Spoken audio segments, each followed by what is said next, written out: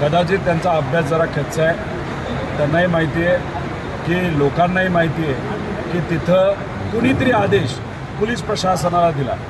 एका बाजूला तुम्ही प्रशंसा देवेंद्र फडणवीसांची करता। देवेंद्र फडणवीस त्यावेळेस कोण होते?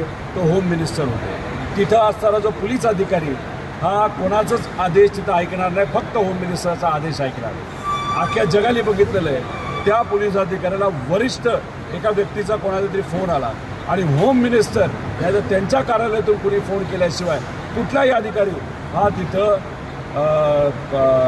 दंडाशाही नाही तर आपण ज्याला लाठीचार्ज म्हणतो लाठीचार्ज करणार नाही।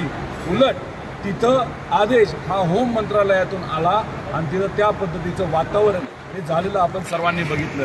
गरीब महिला, लहान मुलं मुली, वडीलधारी यांची डोकी फुटलेली ही सगळ्यांनी तिथं बघितलेलं आहे। त्यामुळे कृपा करून कुठल्याही व्यक्तीला किती मोठा नेता असो, कुठल्याही समाजाचा असो, मराठा समाज असो, ओबीसी असो नाही तर कुठेही असो, जर तिथं पोलीस प्रशासनाकडनं रबर बुलेट आणि तिथं लाठीचार्ज झाला असेल त्याचं समर्थन कुणीही करू नये।